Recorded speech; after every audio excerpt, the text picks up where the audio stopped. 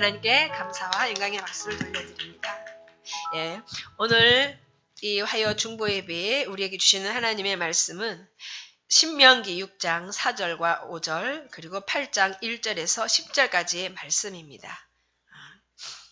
먼저 4절과 5절을 교독하겠습니다. 이스라엘아 들으라, 우리 하나님 여호와는 오직 유일한 여호와시니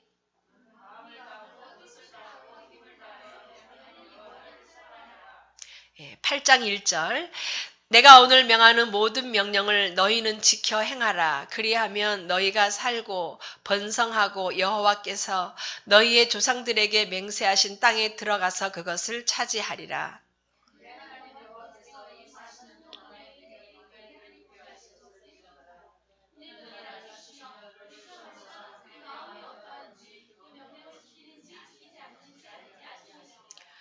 너를 낮추시며 너를 줄이게 하시며 또 너도 알지 못하며 내 조상들도 알지 못하던 만나를 내게 먹이신 것은 사람이 떡으로만 사는 것이 아니요 여호와의 입에서 나오는 모든 말씀으로 사는 줄을 내가 알게 하려 하심이니라.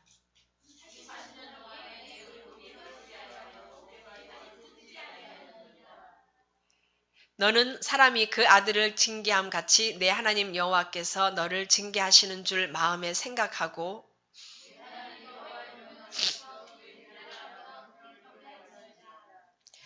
내 하나님 여호와께서 너를 아름다운 땅에 이르게 하시나니 그곳은 골짜기든지 산지든지 시내와 분천과 샘이 흐르고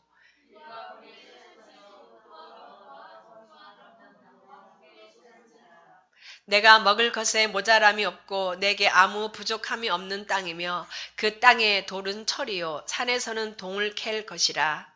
내가 먹어서 배부르고 내 하나님 여호와께서 옥토를 내게 주셨으므로 말미암아 그를 찬송하리라. 아멘. 이스라엘아 들으라 라는 제목으로 최정호 전도사님 말씀 전해주시겠습니다.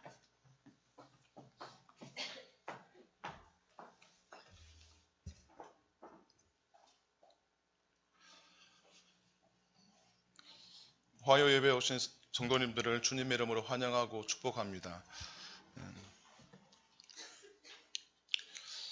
우리 그리스도인들은 축복이라는 말을 참 좋아하는 것 같습니다. 성경에서도 축복, 복, 형통 이런 여러 가지 이 말들이 많이 나오는데 하나님도 우리 하나님의 자녀들이 하나님이 주시는 복을 받는 것에 대해 굉장히 관심이 많으신데 이 축복을 받기 위해서는 하나님이 만드신 하나님의 방법이 있다는 것입니다. 오늘은 이 신명기 말씀을 통하여서 우리가 어떻게 하나님이 주신 그 복과 형통함을 받아 누릴 수 있는가, 우리가 그냥 무작정 열심히만 하면 되는가, 아니면 성경이 말씀하고 있는 어떤 축복의 방정식이 있는가, 그것을 말씀을 통하여서 한번 살펴보고자 합니다.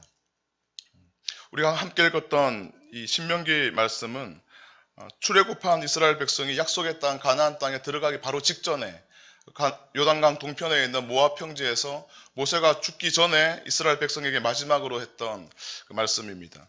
오늘 본문의 말씀을 좀 이해하기 위해서는 이 말씀이 어떤 역사적 배경 속에서 주어졌는가를 좀 이해하는 것들이 필요하기 때문에 제가 간단하게 창세기로부터 한번 지금 이 신명기 말씀이 선포되기 전까지의 과정을 간단하게 한번 말씀드리고 싶습니다. 여러분, 하나님께서 천지를 창조하시지 않습니까? 6일 동안 천지를 창조하시고 그리고 7일째 안식을 하십니다. 그리고 하나님께서는 하나님의 형상으로 하나님의 모양대로 사람을 창조하십니다. 아담과 하와를 창조하시죠. 그리고 아담과 하와에게 이 땅의 모든 것들을 다스릴 수 있는 권한을 주십니다. 생육하고 번성하여서 땅에 충만하라 말씀하시면서 하나님을 대리해서 하나님이 만드신 이 세상을 다스리는 권세를 아담과 하와에게, 즉 사람들에게 주셨습니다. 그런데 이 아담은 여기에 만족하지 못했던 것 같습니다. 뱀이 와서 강교한 유혹으로 아담과 하와를 유혹했죠. 네가 선악을 알게 하는 나무 열매를 따먹으면 내 눈이 밝아져서 하나님과 같이 되리라 라고 이야기를 합니다. 하나님과 같이 되리라. 이 말에 그 아담과 하와는 마음이 변하여서 하나님이 따먹지 말라, 따먹는 날에는 정령 죽으리라 했던 이 선악을 알게 하는 나무의 열매를 따먹게 되고 그들은 하나님으로부터 징벌을 받게 됩니다. 여러분, 지금 제가 말씀드렸던 이 대목, 선악을 알게 하는 나무의 열매를 따먹는 것, 이것은 사실은 굉장히 좀 신학적이고 이단들이 성도들을 유혹할 때 즐겨 사용하는 본문 중에 하나입니다. 이 선악을 알게 하는 나무의 열매를 따먹었던 것은 그냥 하나님께서 수많은 그런 것 중에 하나를 따먹었던 것들에 대한 여러 가지 율법과 하나님의 명령 중에서 하나를 범했던 것에 대한 징계가 아님을 우리는 알아야 됩니다. 하나님께서는 아담과 하와를 사람을 하나님의 형상대로 만들었지 않습니까? 하나님의 모양대로 만들고 하나님의 영을 그 사람에게 생명을 부어서 사람을 만드시고 하나님의 대리자로 이 땅을 통치하게 하셨습니다. 모든 것이 다 하나님과 같이 하나님이 하시는 그 일들을 그 아담과 하와에게 주셨던 것이죠. 그런데 단 한 가지, 하나님과 창조주 하나님과 피조물된 인간의 그 경계선이 무엇이냐면 바로 선악과였습니다. 선악을 알게 하는 나무는 단지 많은 나무의 열매 중에 하나가 아니라 하나님과 창조주와 피조물을 구별할 수 있는 유일한 경계의 수단이었습니다. 그런데 뱀은 강교한 유혹으로 이 아담과 하와를 유혹하고 아담과 하와는 이 뱀의 유혹에 따라서 하나님의 수준까지 하나님에게까지 하나님의 권위에 도전하는 그런 시도를 하게 된 것이죠. 그것이 이 하나님 보시기에는 죄악이었습니다. 불순종이었고 반역이었죠. 그래서 하나님은 이 아담과 하와를 에덴 동산에서 추방하게 됩니다. 범죄한 인류는 이때부터 타락하기 시작하죠. 우리가 어제 제1의 기도에서도 목사님 말씀하셨지만 가인과 아벨의 이야기가 나오지 않습니까? 이 범죄한 그 아담과 하와의 후손이었던 가인과 아벨은 또 형이 동생을 쳐 죽이는 이런 일들이 진행되면서 온 세상은 성경의 기록에 의하면 죄악에 관영했다라고 이야기를 하죠. 하나님이 만드신 세상은 태초에는 하나님이 보시기에 좋았더라 였지만 이 불순종이 들어오고 죄악이 들어오고 하나님의 권위에 도전하는 이런 악한 시도들이 진행되었을 때 온 땅은 죄악이 관영한 땅으로 변해버렸습니다. 그래서 하나님은 더 이상 하나님의 공의는 이 죄악된 세상을 이 거룩하신 하나님이 범죄한 인류를 용서할 수가 없었습니다. 그래서 물로 심판하시기로 결정하지 않습니까?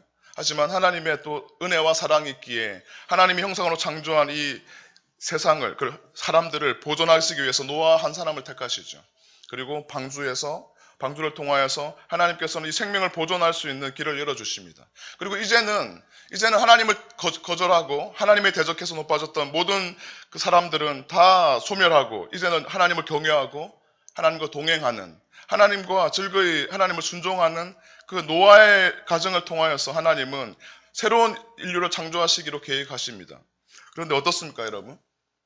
노아의 후손들은 이제는 하나님이 그 징벌하셨던 이 거룩하신 하나님이 죄악을 참지 못하시는 분이심을 이제는 알았잖아요. 그러면 이제는 그분과 동행하며 그분의 말씀에 순종하며 이제는 내가 거룩하니 너희도 거룩하여라 말씀하시는 그분과 같이 거룩한 삶을 살아야 될 것 같은데 또다시 이 노아의 후손들은 하나님을 떠납니다.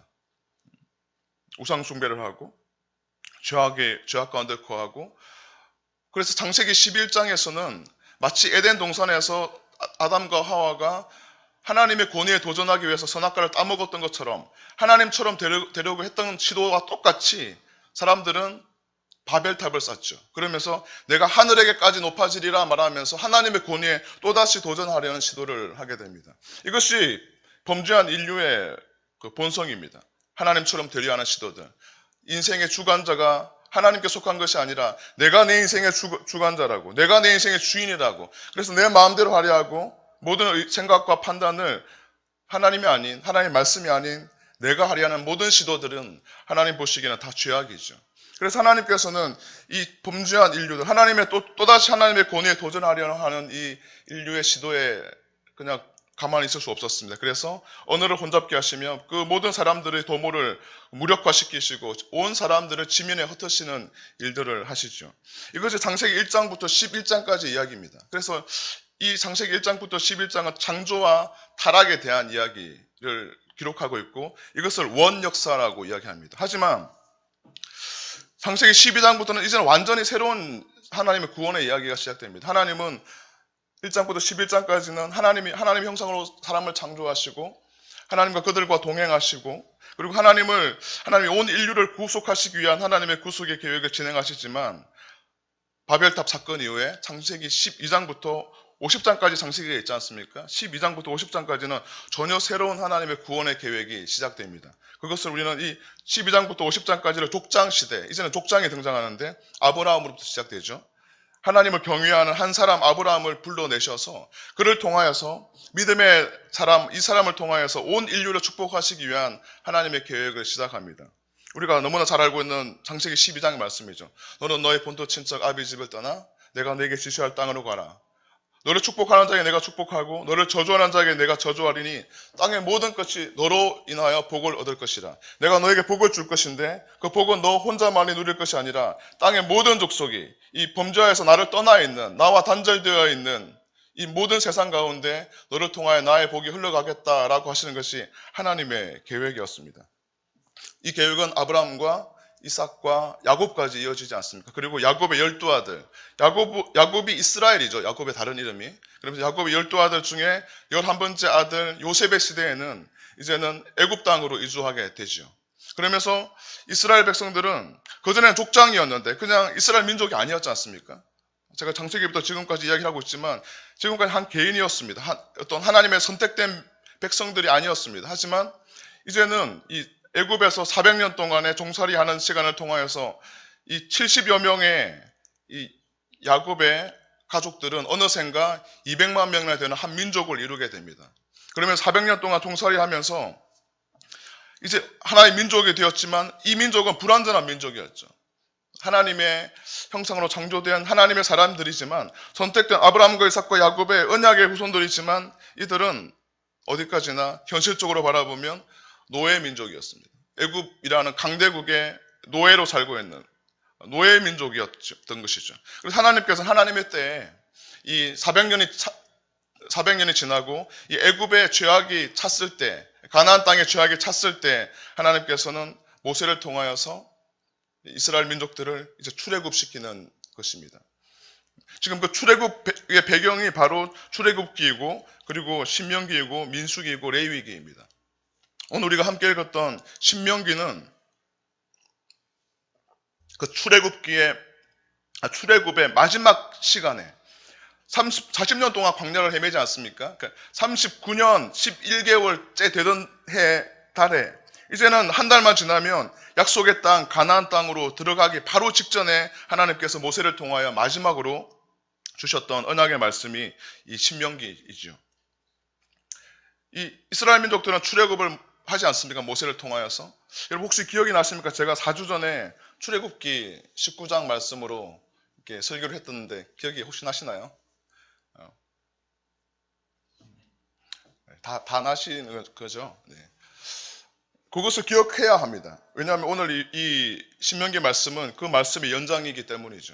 하나님께서는 이 노예 민족이었던 400년 동안 노예로 살던 이 사람들을 들어서 약속의 땅으로 옮겨가시기 위해서 시내산이라는 곳으로 그들을 보냈습니다. 그리고 시내산에서 모세는 하나님으로부터 율법의 말씀을 받죠. 그리고 하나님으로부터 놀라운 축복의 그 약속을 받습니다. 400년 동안 종살이했던 민족이었는데 철저하게 뼛속까지 노예 근성으로 가득 차 있는 민족이었는데 그냥 먹여주고 재워주면 만족하던 민족이었는데 하나님께서는 이들을 불러내셔서 이제 너희는 더 이상 노예 민족이 아니다. 이제 너희들은 그 피동족이고 수동족이고 그냥 먹고 마시는데 만족하는 민족이 아니다. 세계가 다 내게 속하였나니 출애굽기 19장 5절부터 6절까지 말씀이죠. 세계가 다 내게 속하였나니 너희가 만약에 내 말을 잘 듣고 내 언약을 지킨다면 너희는 모든 민족 중에서 나의 소유가 되겠고 나의 보배로운 소유가 되겠고 나의 보석과 같은 나의 백성이 되겠고 너희는 제사장 나라가 되며 거룩한 백성이 될 것이다 라고 하나님께서는 이 시내산에서 모세와 함께 이스라엘 백성과 함께 이 시내산 언약이라는 놀라운 축복의 언약을 이스라엘 민족에게 주십니다. 그전에는 여러분 구원이 개인에게 있었지 않습니까? 아브라함을 부르실 때 개인을 불렀잖아요. 너는 너의 본토 친척 아비 집을 떠나 내가 내게 지시할 땅으로 가라 라고 말씀하시면서 아브라함 개인을 불렀죠. 하지만 하나님께서는 이 시내산에서는 이제 이스라엘 민족 전체를 부르십니다.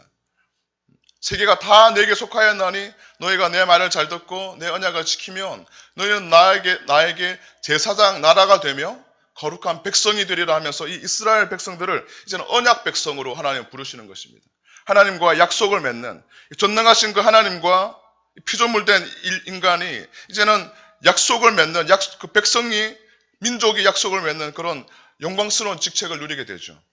그러면서 이제는 더 이상 노예의 민족이 아니라 열방의 축복을 흘려보내고 거룩하시고 전능하신 그 하나님과 소통할 수 있는, 전능하신 그분과 동행할 수 있는 축복을 하나님께서는 이스라엘 민족에게 주셨습니다. 그런데 여러분이라면 어떻게 하시겠습니까? 어제까지는 철저하게 가난하고 소외되고 이 사회의 약자로서 살아갔던 사람이었는데 하룻밤 지나고 보니까 이 세상에 엄청난 부와 명예와 권세와 능력을 하나님이 주셨다면 이제는 감사하면서 이것을 지키기 위해서 하나님과 동행하며 또 하나님께서 말씀하신 대로 이것을 흘려보내면서 그렇게 살아가야 되지 않겠습니까? 그런데 이스라엘 백성들이 이상하게도 그렇지 않습니다. 어쩌면 400년 동안 철저하게 애굽에서 종살이했던 그들의 그 노예 근성이 하나님이 주신 그 축복이 있음에도 불구하고 그것을 누릴 수 있는 그릇이 되지 못했는지도 모르겠습니다. 그래서 하나님께서는 이스라엘 백성들을 40년 동안 광야를 헤매게 하시지 않습니까? 하나님은 너희는 나에게 대해 제사장 나라다. 거룩한 백성이 됐지만 이스라엘 민족들은 이 광야의 길을 걸으면서 끊임없이 불평하고 원망합니다. 물이 없으면 어떻게 합니까? 또 원망하죠. 우리를 광야에서 죽게 한다고 원망합니다. 그리고 배가 고프면 애굽이 좋았는데 우리가 노예로 살 때 그때는 그래도 애굽 사람들이 우리에게 먹을 것을 주었고 고기를 주었는데 우리가 광야에서 줄여 죽는구나라고 원망하며 다시 그 노예의 시간들을 그리워하고 다시 애굽으로 돌아가려고 합니다. 그리고 하나님이 주신 약속의 땅을 정탐하러 갔어도 하나님이 함께 하시겠다고 했지 않습니까? 너희는 내게 대하여 제사장 나라가 되고 거룩한 백성이 되리라. 너희는 내게 보배로운 민족이 될 것이다. 내가 너와 함께 할 것이다 라는 이 약속을 주셨음에도 불구하고 이제 약속의 땅을 정탐하러 갔던 이 12명의 정탐꾼들은 돌아와서 보고를 하는 것은 우리는 저들 앞에 메뚜기와 같다. 우리는 게임이 안 된다. 상대가 안 된다.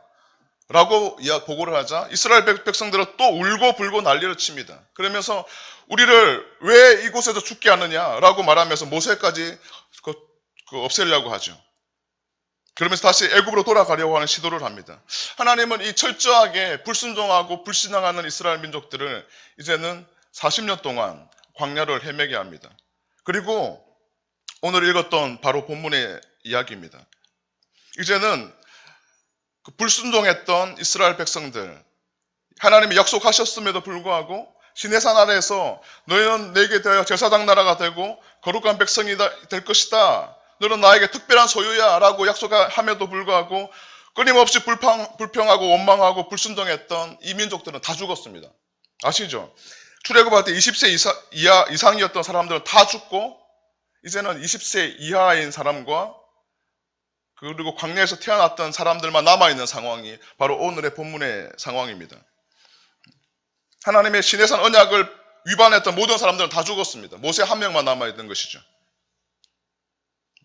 이제 모세도 그 약속의 땅에 들어가지 못하고 지금 있는 곳이 모압 평지인데 요단강이 있지 않습니까? 요단강 동편에 있는 모압 평지에서 이 마지막 말씀을 하고 모세는 죽습니다.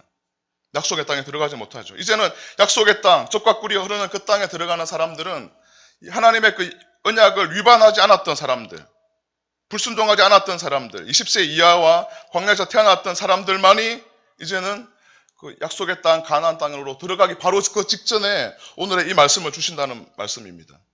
이런 배경을 이해하면서 오늘 신명기 말씀을 한번 보겠습니다. 여러분, 신명기는 한자죠. 신명기. 신은 다시 신입니다. 다시 신.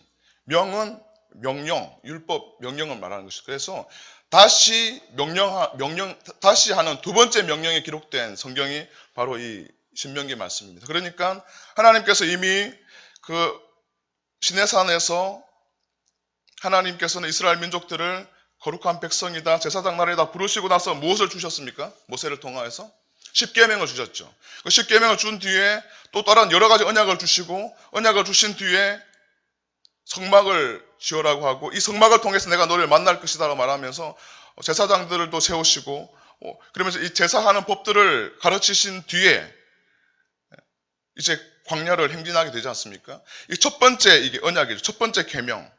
시내산 아래에서 주셨던 것이 첫 번째 명령이었는데 이 신명기는 두 번째 명령입니다. 두 번째 명령. 모압 평지에서 주어지는 두 번째 명령. 첫 번째 명령은 이미 깨어졌습니다. 하나님과 약속이지 않습니까? 언약 백성인데 하나님과 맺었던 언약은 이미 한쪽에서 위반하면 깨어지지 않습니까? 약속은. 이미 이스라엘 민족들이 이 시내산에서 맺었던 언약을 위반했죠. 그래서 다 죽어버렸죠. 그래서 이제는 새로운 백성들과 함께 하나님께서는 약속의 땅에 들어가기 바로 한 달 전에 새로운 약속을 맺는 것. 이것 모압 언약이라고 하고도 또 두 번째 언약이라고도 하는 것인데 바로 오늘의 이 말씀입니다. 먼저 6장 4절과 5절의 말씀을 한번 같이 읽어보겠습니다. 6장 4절과 5절 시작. 이스라엘아 들으라. 우리 하나님 여호와는 오직 유일한 여호와이시니 너는 마음을 다하고 뜻을 다하고 힘을 다하여 내 하나님 여호와를 사랑하라. 이것이 두 번째 명령입니다. 첫 번째 모세를 통하여 시내산에서 주었던 그 십계명을 포함한 많은 율법을 이제 두 번째 명령을 내리던 이 모압 평지에서 하나님께서 함축적으로 이 첫 번째 주어졌던 이 율법이 무엇을 의미하는가를 하나님께서는 한마디로 정의하고 있는데 그것은 무엇이냐면 나 여호와는 유일한 여호와다. 이제는 한 달이 지나면 여러분 어떻습니까? 광야 생활을 청산합니다. 고생은 끝. 이제는 행복 시작. 약속의 땅, 젖과 꿀이 흐르는 땅에 들어가기 전에 이제는 하나님 주신 그 복을 누리기 바로 전에 너희가 기억해야 할 것이 무엇인지를 말하고 있는 것이죠. 그것이 무엇이냐면 나는 유일한 여호와이다. 나 외에는 다른 신이 없다. 너희가 약속의 땅 가나안 땅에 들어가면 그 땅에는 바알과 아세라의 우상들이 가득한데 풍요의 신과 음란한 신이 가득한 그 땅 가운데 너희가 들어가게 될 텐데 그들이 너희를 인도할 신이 아니라 바로 내가 나 여호와가 너희의 유일한 하나님이다라고 말씀하시면서 너희는 마음을 다하고 뜻을 다하고 힘을 다하여 내 하나님을 사랑하라. 이것이 십계명과 함께 주어진 그 모든 율법의 핵심이라는 것이죠. 사랑하는 성도 여러분, 기도하는 한 사람이 한 민족보다 강하다고 하는데 이게 우리 기도하는 집사님들과 권사님들이 몇 분 계신가요? 한 10민족보다 강한 우리 월드와이드 교회에 기도하시는 분들이 계신데 우리가 무엇으로 기도하고 우리가 무엇으로 믿음으로 살겠습니까? 오직 하나님의 말씀을 따라서 우리가 기도하고 하나님의 말씀을 따라서 살아가야 되지 않습니까? 그 하나님께서 우리에게 말씀하고 있는 것은 수없이 많은 율법의 조항들을 하나하나 지켜나가는 것보다 더 중요한 것은 그 근본 정신은 바로 하나님을 사랑하라라는 것입니다. 하나님을 사랑하는 여러분들이 되시기를 주님의 이름으로 축복합니다. 이스라엘 백성들 중에 바리새인들 있지 않습니까? 바리새인들은 바로 여기서 실패했던 것이죠. 여러분 바리새인들은 이 바리새인이라는 뜻의 이름은 무엇이냐면 구별된 자라는 뜻입니다. 거룩한 자라는 뜻이죠. 이들은 철저하게 하나님의 율법의 말씀을 지켰습니다. 이 십계명이 부족하여서 613개의 율법 조항을 만들어가지고 하나 지키면서 금식도 하고 11조도 하면서 이 율법의 말씀들을 지켜 행했는데 예수님은 그들을 향하여 칭찬하지 않지 않습니까? 독사의 자식들아 라고 이야기하면서 그들을 경멸하지 않습니까? 왜 그렇습니까? 그들은 이 율법을 주신 하나님의 그 마음, 왜 이 율법을 주셨는지에 대한 근본 정신을 잊어버리고 그 율법의 조항에만 집중했기 때문에 그런 것이죠. 형식에만 얽매여 있고 율법을 주신 하나님의 그 마음을 망각했을 때 하나님께서 아무리 그 하나하나 율법을 다 지켜 행한다 하더라도 하나님은 그들을 향하여서 착하고 충성된 종아, 너가 수고롭게 그렇게 나의 율법의 명령을 다 지켜 행했구나 칭찬하지 않으시고 독사의 자식들아라고 하나님께서 나무라시는 것을 볼 수 있었습니다. 율법의 배경은 무엇이냐면 하나님을 사랑하는 것입니다. 나 여호와는 유일한 여호와이니 너는 마음을 다하고 뜻을 다하고 생명을 다하여서 나를 사랑하라. 이 사랑은 여러분 헤세드이고요. 히브리어로 말하면 헬라어로 말하면 아가페입니다. 희생적, 헌신적, 무조건적인 사랑을 말하는 것이죠. 너희가 나를 사랑하되 네 눈에 보여지고 네가 느껴지고 네 귀에 들려지는 대로 나를 사랑하는 것이 아니라 오직 너를 창조하고 인도하고 보호하고 공급하는 신은 오직 나 외에는 없느니라. 나는 유일한 여호와이니라. 그러하기에 너는 상황과 환경과 상관없이 마음을 다하고 뜻을 다하고 힘을 다하여서 나를 사랑하여라. 이것이 하나님의 이 66권의 성경의 말씀과 함께 우리에게 주어진 이 율법의 핵심입니다. 여러분, 이 말씀이 신약으로 그대로 확장되어 가고 있습니다. 하나님이 이렇게 말씀하셨지만 이스라엘 백성들은 이 말씀을 순종했습니까? 결론적으로 말하면 약속의 땅에 가서 가나안 땅에 들어가서 이스라엘 민족들은 잊어버렸습니다. 이 하나님의 이 마음을 다하고 뜻을 다하고 힘을 다해서 나 여호와를 사랑하라. 나는 유일한 여호와이니라 라는 이 하나님의 말씀을, 이 계명의 핵심을 잊어버리고 바알과 아세라를 섬겼죠. 바알은 풍요의 신입니다. 아세라는 음란한 신입니다. 이 바알과 아세라는 그 우상들인데, 신인데, 이 가나안 땅에 이 두 신은 사실은 바알은 남자고요, 남자 신이고 아세라는 여자 신입니다. 그래서 이 두 신이 그 자매 뭐라고 하죠? 남매예요, 남매. 신화에 보면 바알은 남자고 오빠고 아세라는 동생인데 이 둘이 사랑을 했어요. 그래서 또 여러 가지 상황 끝에 이 둘이 이제 성관계를 맺게 됩니다.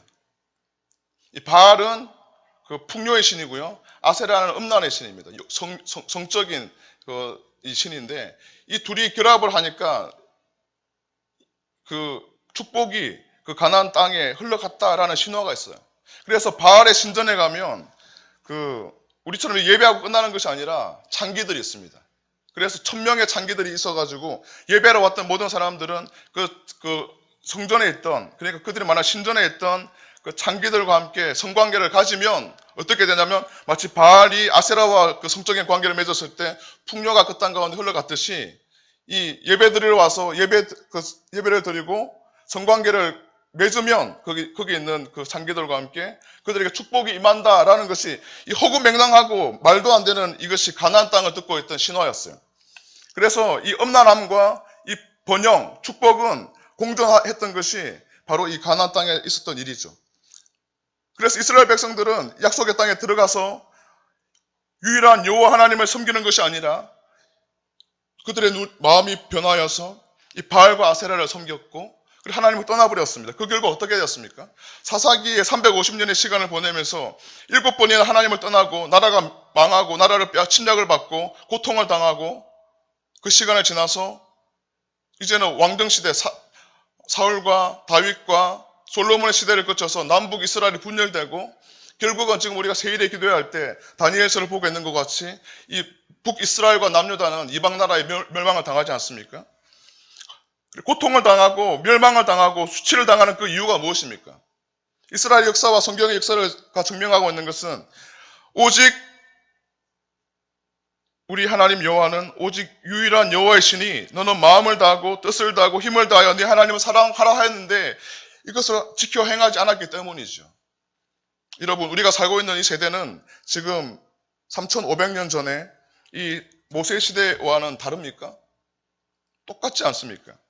바알과 아세라가 풍요와 음란과 이 음란이 지배하고 있는 이 세대, 그 당시의 세대와 오늘날의 이 세대가 별반 다를 바가 무엇이겠습니까?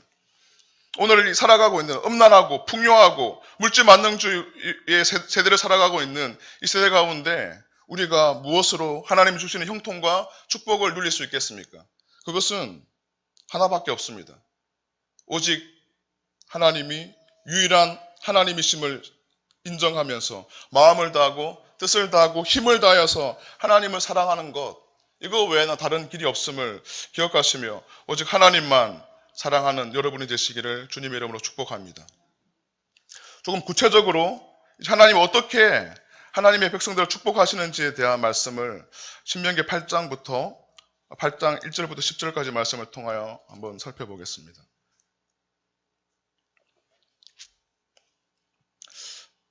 8장 1절부터 10절까지 읽었던 이 말씀의 핵심은 너희가 이제 가나안 땅에 들어가더라도 가나안 땅은 하나님이 약속하신 풍요의 땅이지 않습니까? 약속의 땅.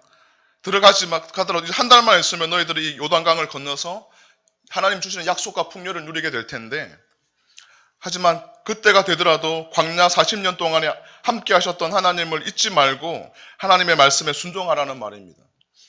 여러분, 우리는 지금 2016년에 1월 달을 보내고 있고 지금 세일의 기도회를 하고 있습니다. 누구든지 2016년 한 해가 엉망진창이 되기를 원하는 사람들은 없겠죠.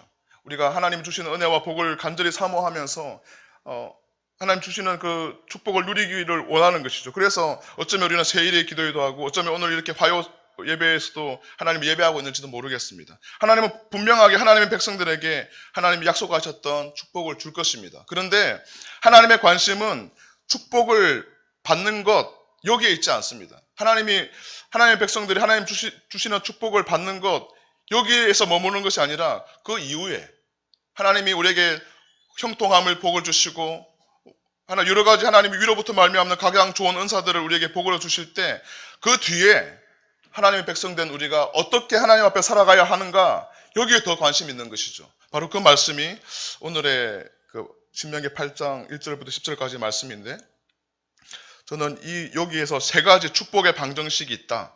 하나님의 백성인 우리에게 복을 주시는 세 가지 그 방정식이 있다. 이것을 지켜 행하면 우리는 하나님이 주시는 그런 복을 누릴 수 있다라는 생각이 들고요.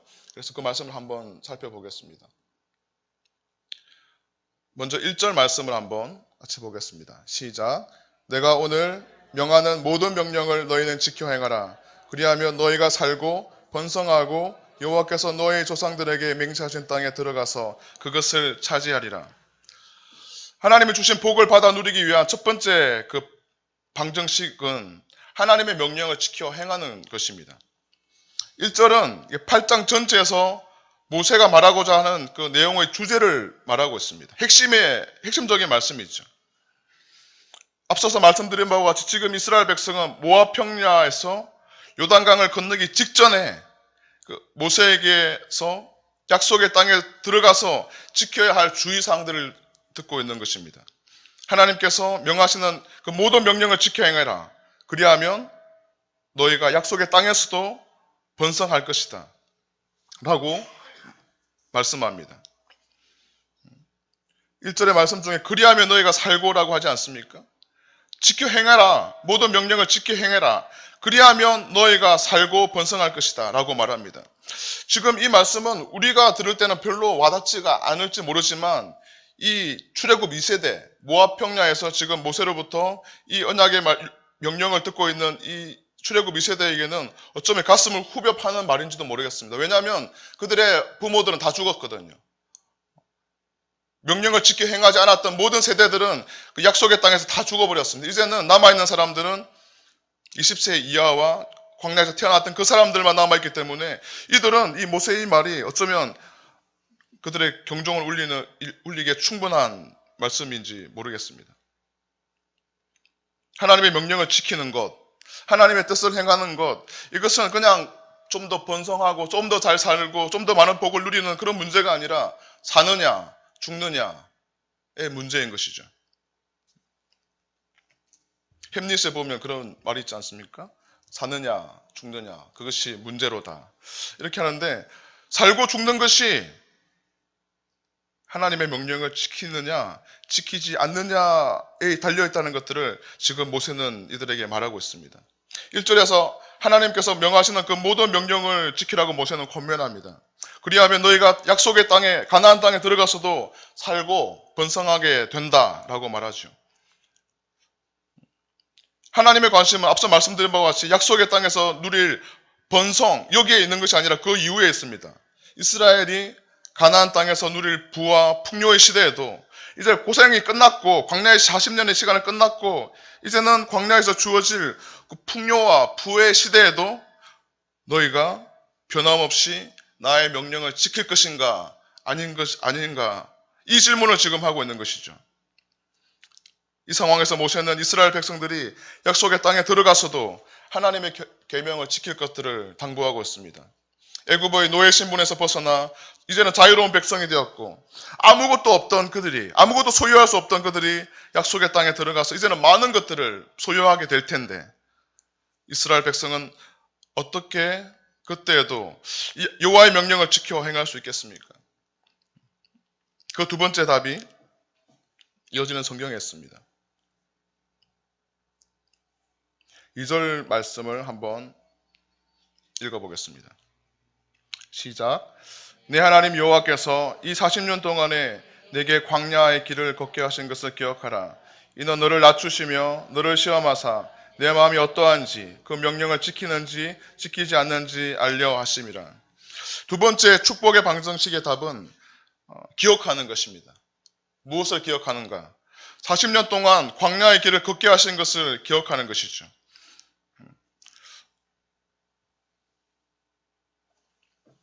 여러분, 기억하는 것이 얼마나 중요한지 성경에서 하나님께서는 하나님이 놀라운 일을 행하실 때마다 특별히 구약에서는 그 기억하라라고 말씀하시면서 이 기념비를 쌓게 하지 않습니까?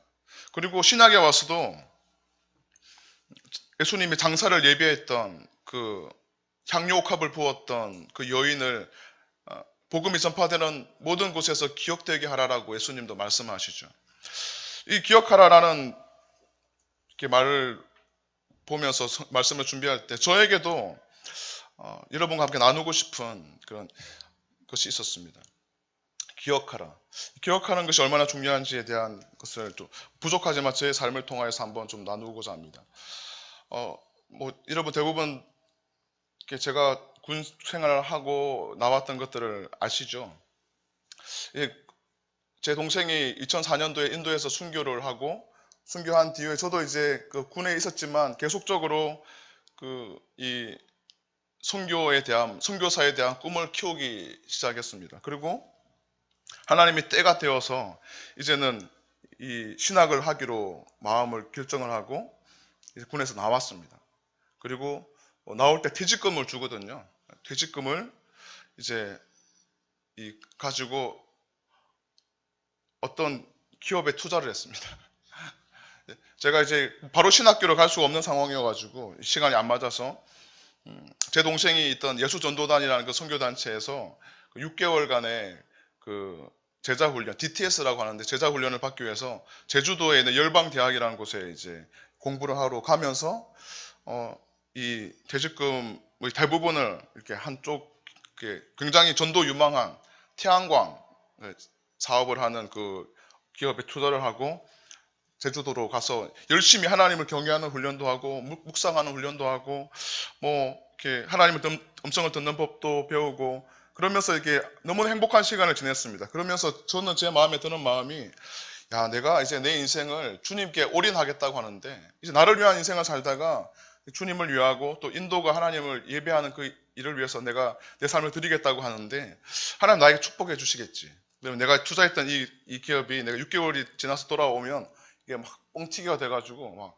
이렇게 수억이 되어 있겠지 이런 생각을 막연한 생각을 가지고 제주도에 가서 6개월 동안 이제 열심히 배우고 터키로 전도여행을 한 달 가고 또 여수에서 또 전도여행을 한 달 하고 6개월의 모든 과정을 잘 끝내고 이제 제가 또 나름대로 성실하게 했는지 그 DTS에서 동기회장을 또 저를 지키고 하면서 나름대로 이제 이 좋은 훈련을 마치고 이제는 하나님의 사람으로 주를 위해 살아야지 하고 제주도에서 떠나오기 하루 전에 하나님께서 저에게 이런 마음을 주시는 거예요. 기도를 하는데 종아 이제는 내가 너에게 너가 계획하고 판단하고 하는 그런 인생이 아니라 나의 은혜로 사는 법을 배우게 해주겠다.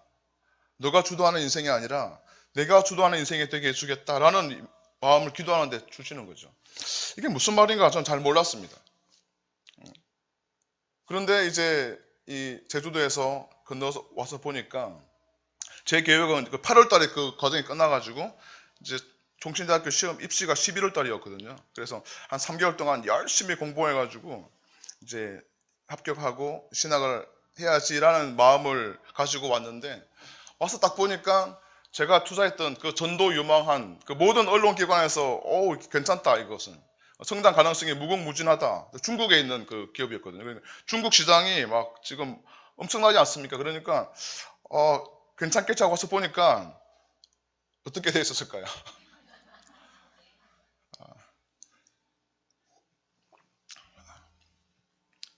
그 회사가 부도가 난 거죠. 왜 부도가 났냐면 중국이 그 정직하지 않지 않습니까? 좀 아직도. 그러니까 이게 회계가 정직하지 않은 거예요. 우리나라 회계 그 중국 그 투자하는 회사인데 중국의 회사가 있고 하지만 우리나라에 상장되어 있는 회사였는데 이게 중국의 회계가 이게 정직하지 않고 투명하지 않으니까 우리 그 증권거래소의 이 기준에 부합되지 않았던 것이죠. 그래서 이게 회계 뭐 무슨 부정으로 해가지고 그 기업이 아예 상장 폐지가 돼버렸던 것이죠. 그래서 제가 투자했던 저는 이제 갔다 오면 이제 학비랑 또 저 그 당시에 결혼도 안 했었거든요. 뭐 결혼 자금이랑 이제 다 되겠지라고 하고 와서 보니까 이 휴지 조각이 되어 있는 것이죠. 그래서 제가 이제 그 당시 때 나이가 39이었는데 하나도 없는 이게 막 빈털터리가 된 상태에서 서울에서 제 집은 창원인데 그때 뭐 그 나이에 어머니께 뭐 돈 벌릴 수도 없는 상황이고 그래서 이 막막하게 정말 오늘 이 이스라엘 백성 40년 동안 광야의 시간을 보냈던 것처럼 저도 한 4달 동안 정말 제 인생에 처음으로 광야와 같은 시간을 보냈습니다. 이 편의점에서 이렇게 살아야 되니까요, 일단. 뭐 집에 뭐 돈 달랄 수도 없는 상황이고 39 먹은 아들이. 그래서 이렇게 그 밤에 편의점에서 이게 밤새도록 일을 하고 이제 밤에 열심히 공부해가지고 낮에 조금 자고 또 낮에 공부하고 이렇게 3달 동안 공부를 해야지라고 생각하고 이제 밤에 편의점 점장 자리가 비어 있어가지고 거기서 이제 밤새도록 편의점에서 일을 했는데 제가 또 막 일했던 곳이 어디냐면 강남 중에 삼성동에 있는 강남에서 제일 유명한 그 비즈니스 클럽 바로 옆에 있는 이 편의점이었던 것이죠. 저는 그것도 몰랐죠. 굉장히 순진했거든요. 비즈니스 클럽 뭔지 아시죠, 여러분? 이렇게 술집인데 뭐 이렇게 뭐 여자들이 있는 어떻게 잘 아세요? 예, 어떻게 우리 신실하신 우리 권사님 어떻게 잘 아시는지. 예. 그런데 가보면 밤새도록 술집 사람들이 왔다 갔다 하고 그리고 보니까 저는 이제 그 술집 여자들이 별도로 있는 줄 알았거든요. 근데 그게 아니더라고요. 보니까 명절이 그때가 이제 제가 8월 달부터 했으니까 추석 명절이 9월인가 10월 달쯤 되니까 못 보던 새로운 여자들이 엄청나게 제 그 편의점에 많이 오는 거죠. 그래서 제가 그 편의점 웨이터들도 왔다 갔다 하거든요. 우리 가게에. 그래서 저 여자들이 뭐냐라고 물어보니까 여러분 이 술집 여자들이 아니라 일반 직장인들이에요. 일반 직장인들이고 대학생들이고 이런데 이들이 그 명절 때가 되고 뭐 시즌이 되면 돈이 많이 필요하잖아요. 그러니까 거기 가가지고 술 시중을 들고 2차, 3차까지 뛴대요. 뭐 수백 명의 사람들이 왔다 갔다 하는데 하여튼 제가 그곳에서 세상을 좀 배우고 있었는데 그 밤새도록 그렇게 막 시달리면서 일을 하니까 밤에 공부가 안 되죠. 그리고 나 때문에 너무 피곤하니까 낮과 밤이 뒤바뀌어 있으니까 낮에도 공부될 리가 없고 밤새도록 낮에는 계속 자고 저녁에 일어나서 또 일을 하고 이렇게 하면서 입시를 준비했습니다. 사실 뭐 종신대 신학대학원이 그렇게 막 원서만 넣는다고 들어갈 때는 아니거든요. 우리 때만 하더라도 3대1 정도가 됐고 어떤 사람은 뭐 7수, 8수 하는 사람들도 있는데 제가 저를 보니까 저는 뭐 3개월도 준비하지 않았고 거의 사실 공부는 못했죠. 그러면서 이제 나는 안 되겠다 지금은. 그래서 이 재수를 하자. 제가 인도 선교사로 갈 준비를 하고 있어요. 돈도 지금 하나도 없고 그리고 공부도 안 되고 그래서 인도로 가려고 인도에 있는 어떤 기업들을 알아보고 있는 중에 묵상을 하는데 계속 아침마다 이제 새벽마다 그 큐티를 하는데 하나님이 계속 소망의 말씀을 주시는 거죠. 그래서 내가 이미 다 준비했다고 너의 노력으로 사는 인생이 아니라 나의 은혜로 사는 법을 배우게 해주겠다고 그런 마음을 계속 주시는 것이죠. 그래서 이제 뭐 저는 사실 준비가 하나도 안 되어 있었지만 하나님의 그 말씀에 의지해서 한번 시험을 쳤습니다. 그런데 놀랍게도 1차에 됐을까요? 안 됐을까요? 1차에 합격을 하는 거예요. 그리고 이제 2차 시험이 이제 심층 면접이 남아있는데 면접 때도 제가 뭐 이렇게 생계가 뭐 목구멍에 포도청이니까 일을 할 수밖에 없는 상황이고 2차 면접 준비도 하나도 못했습니다. 그러면서 이제 계속 낮에는 밤에는 편의점에서 일하고 낮에는 자고 뭐 이런 생활을 하면서 또 포기할까 이런 마음이 들 때쯤 되면 하나님께서 말씀으로 내가 너를 인도한다고 내가 너에게 공급자라고 막 이런 말씀을 계속 주시면서 시험을 치라는 마음을 계속 주셔가지고 또 면접을 봤죠. 어떻게 됐을까요? 2차 면접도 보통은 이제 면접을 가면 뭐 철학도 물어보고 인문학적 소양을 물어보면서 무슨 책을 읽었느냐부터 해서 이제 그런 면접을 하면서 이 사람이 얼마나 많은 그 신학을 할 수 있는 철학적, 인문학적 소양을 가지고 있는가 이걸 판단하는 건데 저를 면접했던 교수님이 성교학과 교수님이셨어요. 그럼 제가 처음에 시작하면서 왜 지원했냐라고 하니까 제 동생이 인도에서 순교를 했고 그래서 선교사가 되기 위해서 지원했다라고 하니까 그때부터 인문학적 소양과 철학을 묻지 않고 인도에 대한 이야기만 계속 하다가 나온 것이죠. 그러면서 되겠구나라는 생각을 했는데 아니나 다를까 되었어요. 합격자 발표를 보니까 제가 합격을 했더라고요. 제 노력으로 하나님 마치 그 제주도에서 오기 전날 밤에 저에게 주셨던 마음과 같이 너의 노력으로 사는 인생이 아니라 나의 은혜로 사는 인생을 경험해 주겠다라고 했는데 정말로 제가 짓지 않은 집을 하나님께서는 주시고 제가 노력하지 않은 것들을 길을 열어 주셨어요. 그런데 문제는 뭐냐면 이제 2차 합격자 발표가 끝나고 나면 3일 안에 등록금을 내야 되거든요. 입학금과 함께 등록금을 거의 500만 원 가까이 내야 되는데 그 당시 때 제 통장에는 1800만 원이 아니고 1834원인가 그때 이야기를 생각하면 목이 타네요. 그때 제가 무엇을 했냐면 이제 편의점 알바가 끝났어요. 끝나고 이제 당장 돈이 없으니까 그 장충체육관 앞에 가면 그 신세계 있잖아요. 신라호텔 편의점에서 신라호텔 그 주차장에 주차 알바를 했어요. 12월 달에. 막 그 새벽부터 가가지고 영하 막 16도, 17도 되는데 거기서 이렇게 봉 들고 주차 안내를 하면서 있을 때였는데 답답하죠. 이렇게 합격을 했는데 하나님 은혜로.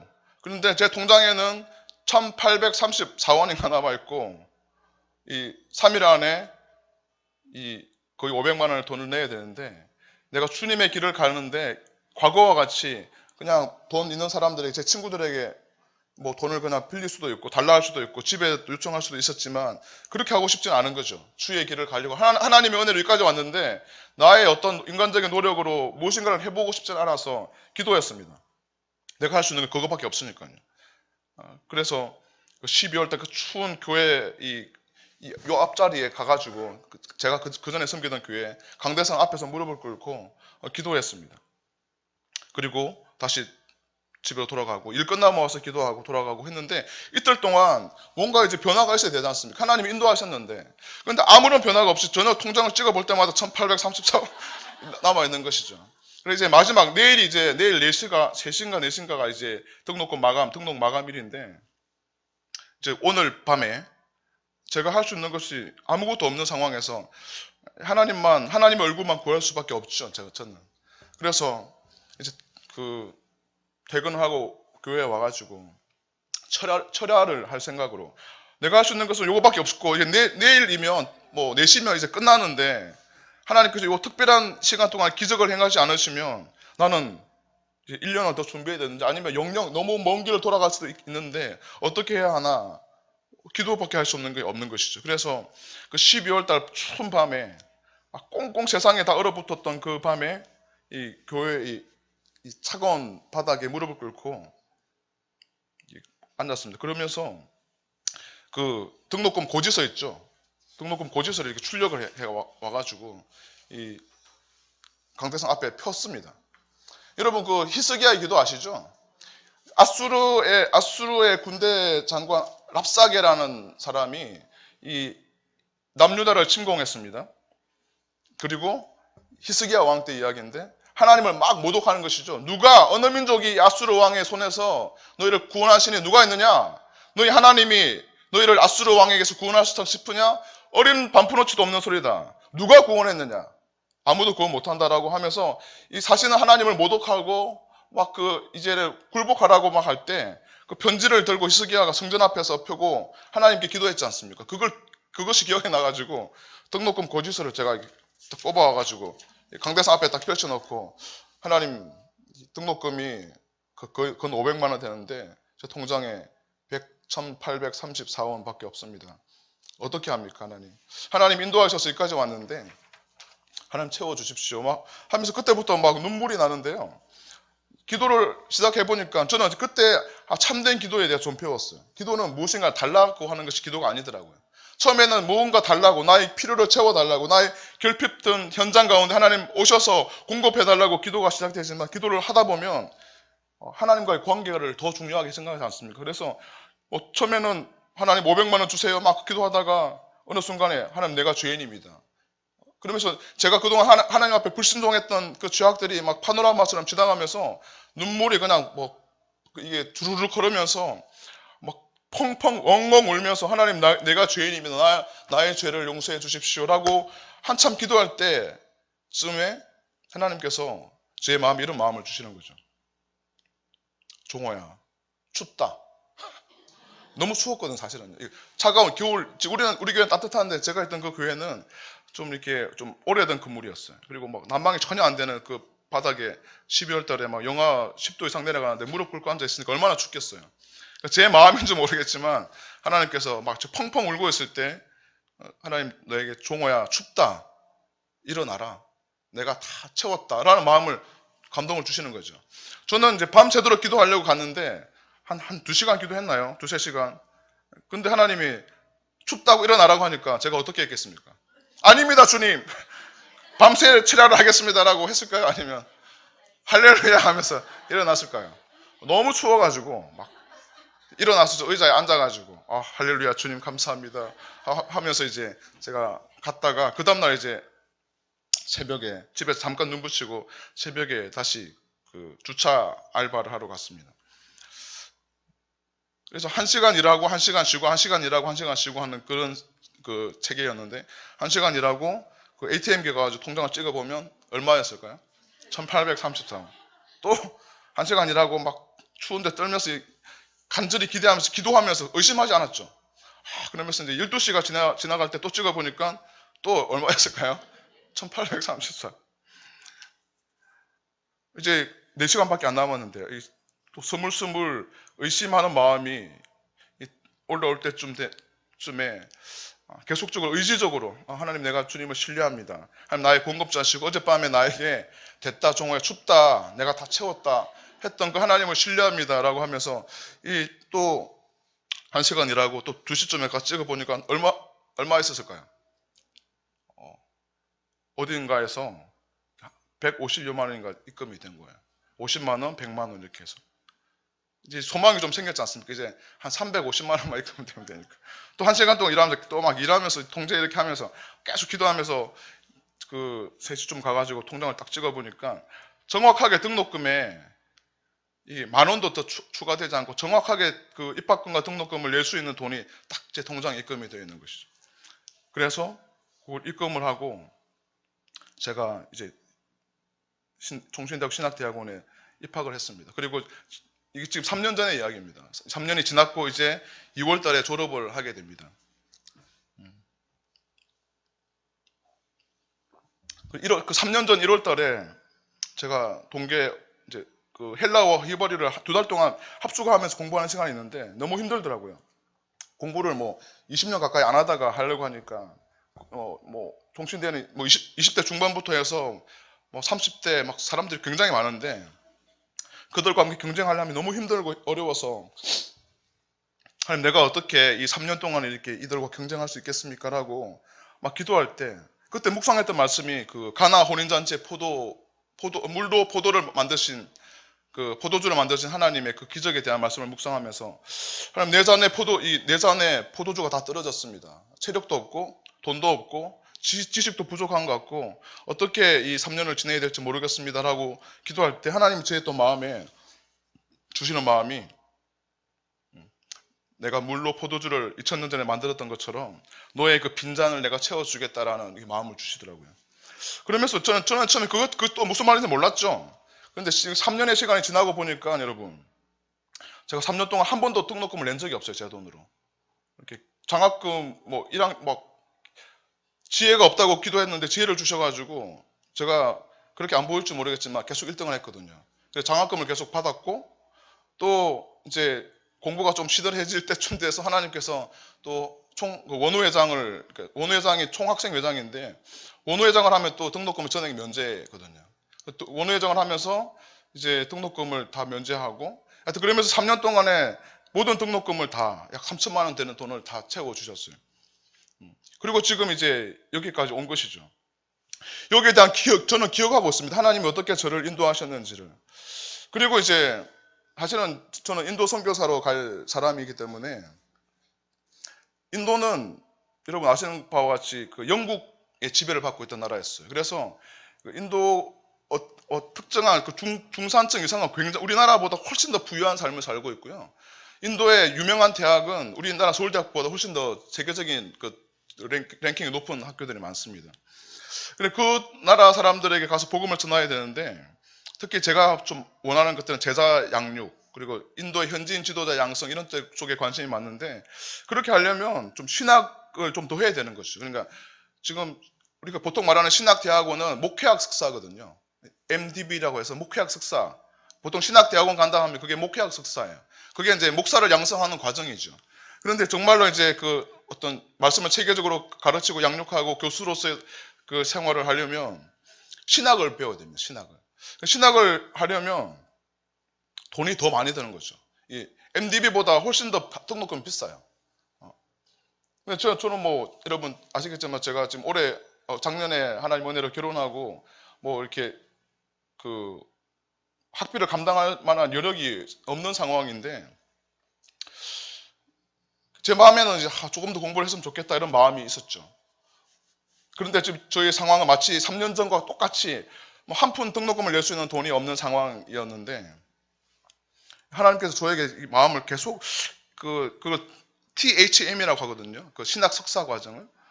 그게 마음을 계속 주시고, 내 상황은 전혀 할 수 있는 상황이 아닌데, 그런데 이제 그 접수 마지막 날에 누군가를 통해 저에게 접수 지원을 해보라라는 마음의 감동을 주셨어요.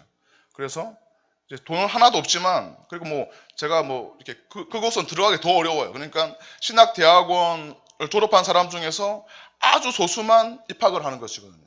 우리가 500명 졸업하는데 그 입학하는 사람은 그 뭐 전공마다 다르지만 제가 지원했던 전공 신학 전공은 뭐 20명도 채 안 뽑는데 13명 뽑았거든요. 그리고 제 동기 중에서 졸업하고 바로 THM을 하는 사람은 제가 알고 있기로는 아무도 없는 상황으로. 그러니까 졸업한 목사님들이 대부분 이제 그 과정을 가는 상황인데, 저는 이제 빨리 인도로 가야 되니까 그런 상황이었어요. 그래서 접수를 했죠. 그리고 이제 면접을 보러 갔습니다. 면접 시험을 보고 어떻게 하나님의 은혜로 또 합격을 했어요. 그리고 합격을 하고, 합격한 게 중요한 게 아니라 뭐가 중요하죠?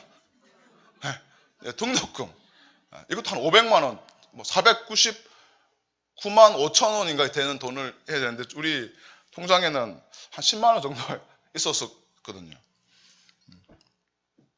돈이 없는 상황에서 제가 이게 무엇을 기억하겠습니까? 제가 뭐 마음에 원함이 있었지만 하나님께서 인도로 하셔가지고 이 신학 석사 과정을 지원하게 되었는데, 3년 전에 저를 공급해 주셨던 하나님, 춥다 종호야 일어나라 말했던 그 하나님이 기억이 갑자기 나는 것이죠. 그러면서 하나님 채우시겠구나, 걱정할 필요가 없겠구나. 3년 전에는 저는 정말 간절했습니다. 막 시간마다 마음이 조급해가지고 ATM 가서 찍어보고 입금 됐는지 안 됐는지 찍어보면서 이렇게 그 애달픈 그 마음으로, 간절한 마음으로, 이렇게 조바심 내는 마음으로, 기대하는 마음이 있지만 조바심 내는 마음으로 확인하고 했는데, 3년 전에 그 기억이 있으니까 지금 그게 이제 불과 1월 초 12월 말의 이야기거든요. 불과 한 달도 안 된 이야기인데, 그때는 전혀 돈이 하나도 없지만 500만 원 정도를 내야 되는데 하나도 없지만 불안함이 없는 거죠. 공급해 주시겠구나 라는 그런 마음이 있었습니다. 어떻게 했을까요, 여러분?